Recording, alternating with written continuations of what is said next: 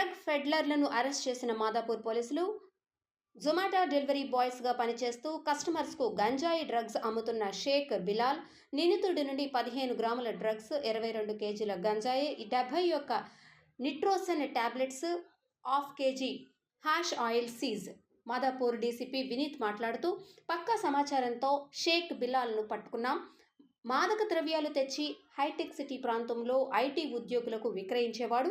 కస్టమర్స్కి గంజాయి అమ్మడం కోసం జొమాటో డెలివరీ బాయ్గా జాయిన్ అయిన షేక్ బిలాల్. రాజమండ్రికి చెందిన షేక్ బిలాల్ ఏపీలోని అరకు నుండి గంజాయి తెచ్చి నగరంలో విక్రయించేవాడు.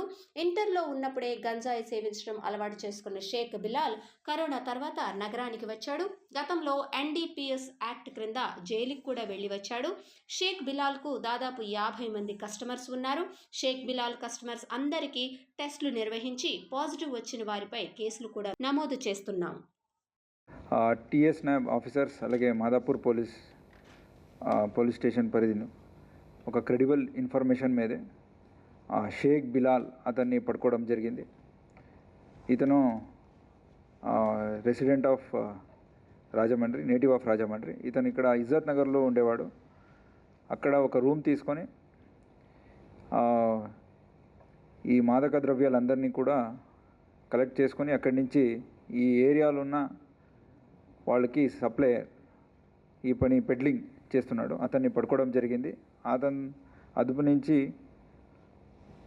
15 grams of MDMA, that is 22.5, then 22.5 kg of ganja, 76 Nitrosun tablets, అలాగే 491 grams of hashish oil and other kinds of narcotic substance అంటే మాదక ద్రవ్యాలని సీజ్ చేయడం జరిగింది. ఇతను మొదలు ఇంటర్మీడియట్ ఉన్నప్పుడు ఈ స్టార్టెడ్ టేకింగ్ గాంజా, దానికి అలవాటు పడి తర్వాత కోవిడ్ తర్వాత హైదరాబాద్కి వచ్చేసి ఇక్కడ జొమాటో డెలివరీ బాయ్లా పని చేసుకున్నాడు.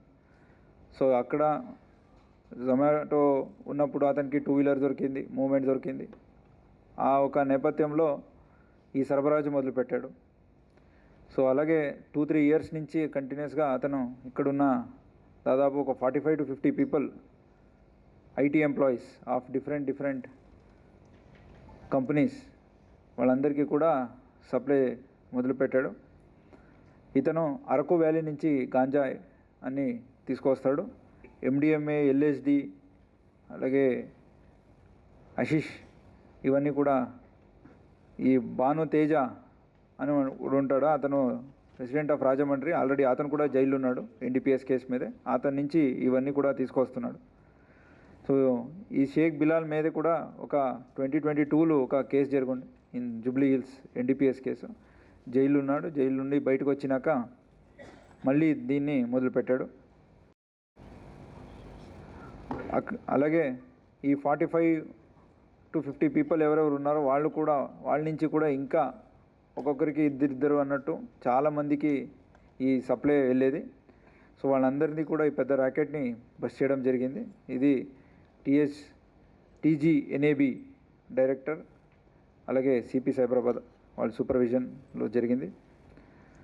సో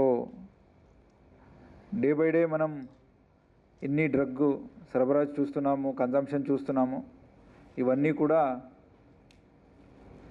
ఈ స్కూలు, కాలేజీలు, పిల్లలు, ఐటీ హబ్లు ఉన్న కాడనే జరుగుతుంది. పబ్స్ ఉన్నాయి, అక్కడ అన్నీ కూడా జరుగుతున్నాయి. కాబట్టి ఎవరికైనా ఇలాంటి ఇన్ఫర్మేషన్ ఇస్తే 8712671111 అనే నంబర్ని కాంటాక్ట్ చేసి వాళ్ళు ఇన్ఫర్మేషన్ ఇవ్వగలుగుతారు.